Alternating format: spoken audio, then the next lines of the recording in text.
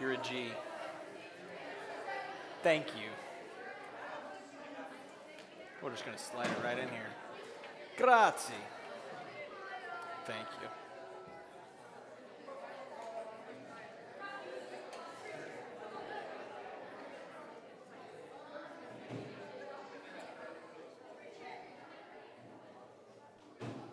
It's fine. So, last week, we began to look at gender, what it is, why God designed us the way that he did. So if you remember, the first thing I had you guys do last week after we defined what the word gender actually means was ask the ladies to kind of sit down and give us a list of words that they felt defined manhood. And that was fun. And Philip's like, D's guns. And I asked the guys to do the same thing for the ladies. Do y'all remember how that turned out? Yeah, the guys used words to describe womanhood like kitchen, babies. And ladies, you used words to describe the guys like immature and emotionless, emotionally crippled. But what did we find out? We looked at, some of y'all weren't here, that's okay. Just listen up, you'll catch up. For those of you who were here, what conclusion did we arrive at?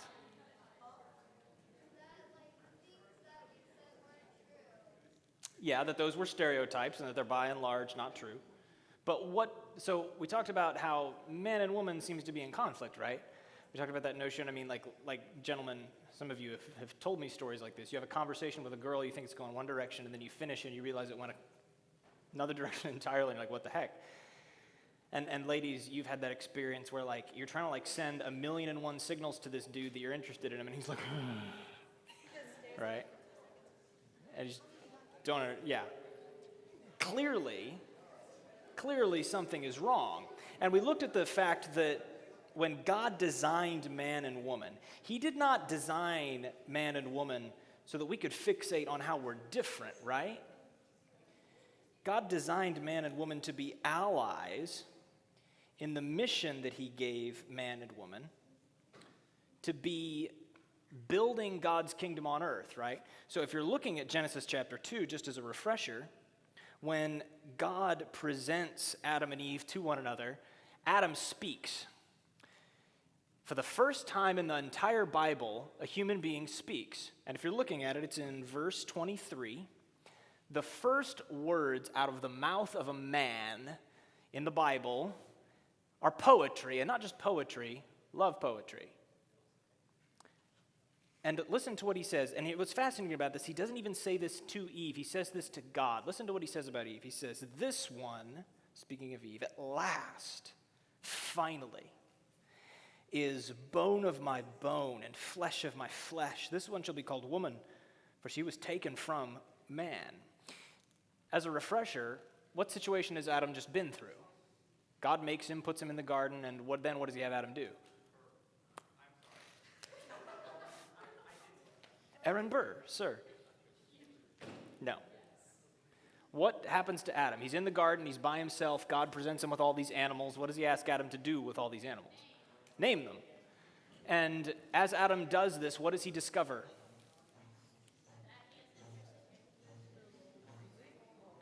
He discovers he's lonely. He discovers that there's something wrong with him. He's by himself, and God identifies his loneliness as what? Not just wrong, bad, not good. It's actually, like I said last week, it's the strongest Hebrew word in the Bible for not good, right? Actively bad that Adam is alone. And his solution is to do what? Make a woman. And what does he call her? What does he call the woman before he's even created her? He gives her a title. Do you remember? The strong ally.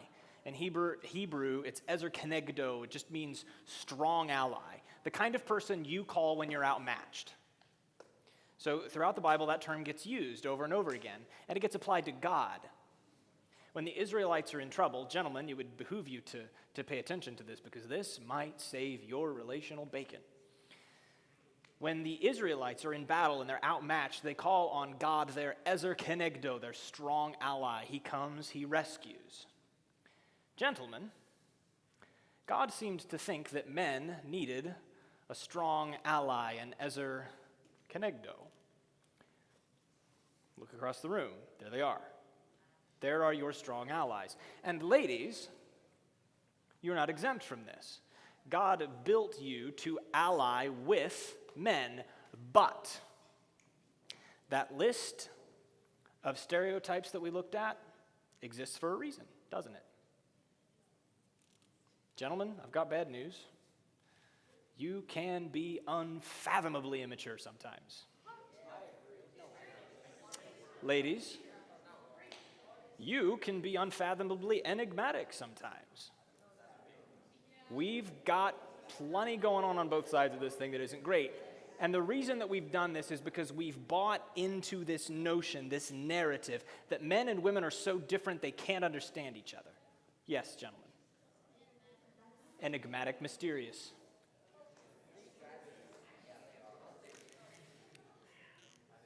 We bought into this lie that men and women are so different that there's just no way that we could possibly understand one another and get along.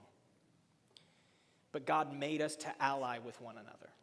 Now, that's all well and good, but we still have to kind of acknowledge the fact that, while that's the ideal situation, the world's pretty jacked up, isn't it? Ladies, we talked about the fact that when Adam and Eve reject God and they sin and fall, part of the curse is that God reveals to the woman that Satan has a unique hatred for her that he does not have for men. Satan has a unique way that he seeks to destroy women that he does not have for men. And then we see further on in the curse that the tool Satan tries to use to destroy women is men, right? And we saw, gentlemen, how in the curse, sin affects you by pushing you into this constant and necessary pursuit of resources, right? Do you remember this?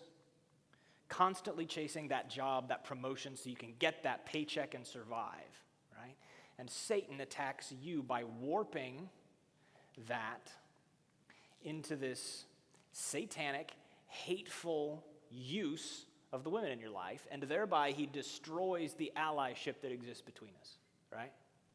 We talked about this. If you take a look at the Old Testament, it's just one story after another of Satan inserting himself into the gap between men and women and using them to destroy one another, right? And if you take a look at relatively recent human history, this remains true. So the question becomes, in my mind, how do we live now as followers of Jesus in a world where our gender relationships are just going to be imperfect, like they're not going to be flawless? We live in a world that's affected by sin, so how do we make things work now? How do we live in the direction that Jesus wants us to live as allies of one another? It's a big question, right? So to do this, we're going to have to do a little bit of history, just a little bit. When I throw this word up here, I would like to hear the reactions of first the girls and then the guys. Feminism. Okay. So ladies, what words come to mind when you hear the word feminist? Girl. Okay, that's fair. Girl. What else, ladies? I want to know what you genuinely think. I'm going to be abundantly clear about something, ladies. There are many spaces in which you will not be permitted to speak your mind. This is not one of those spaces. I want to know what you actually think. Different degrees of feminism? You're right, we're going to talk about them. We're going to talk about them, yep. We're going to talk about them.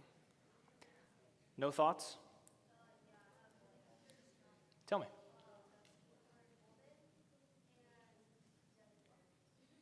Oh, okay, so we kind of covered that. This is interesting. So, this is a safe question. This is a very safe question. Is there anyone in the room who would be willing to say, yeah, I'm a feminist? Really? Yeah. Depends on how you define the word, doesn't it? We'll talk about that in a minute. Gentlemen, what do you think of when you hear the word feminist? Depending on the degree, I think it's Stupid. stupid. Depending on the degree. I'm going to put an asterisk next to that one. Stupid. Okay. Philip. At least for modern feminism, like anti-man. Anti-man. That's what I'm talking about. That's stupid. Someone in the back, I didn't see. Trenton.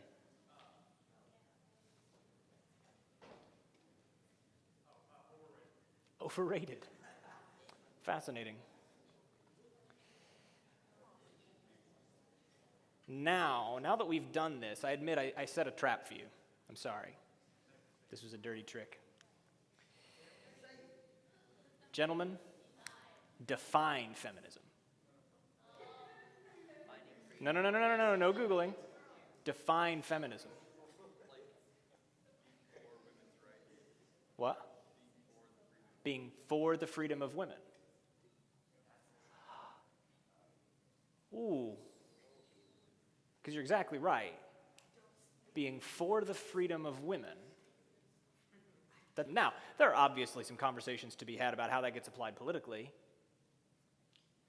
But for the freedom of women, Jack. Anti-man. Fascinating.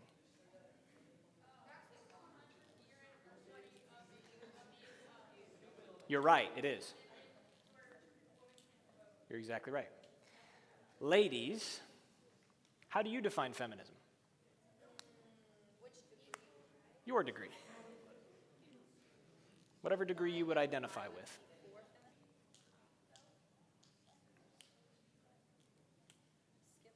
Skip, okay.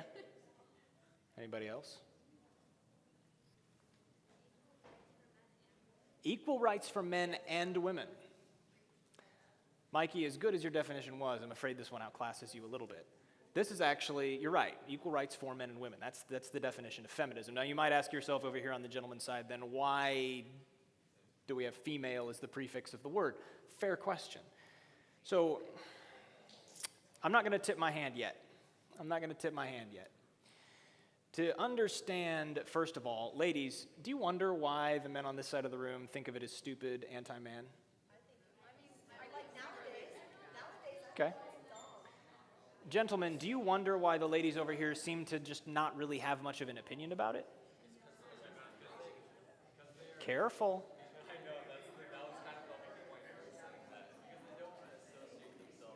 Because they don't want to associate themselves with it. Okay. Let's play a little bit of a game here.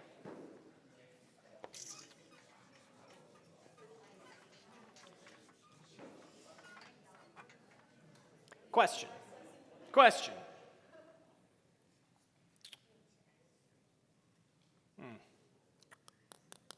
I'm not asking this question politically, okay? So leave politics completely off the table. In social settings, are men and women held to different standards? Yes. Let me just hear the ladies for a second. Yes, no? Yes. Ladies, or gentlemen? Old habits die hard. When you realize the joke I just made, it'll punch you right in the nards.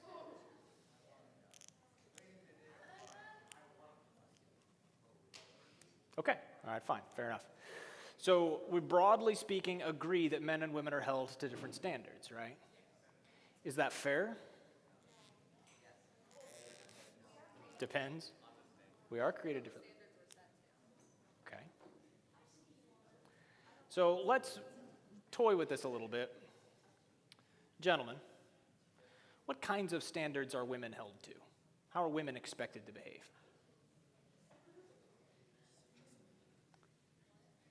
Oh, you don't know?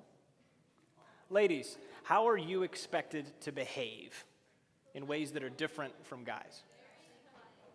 Polite?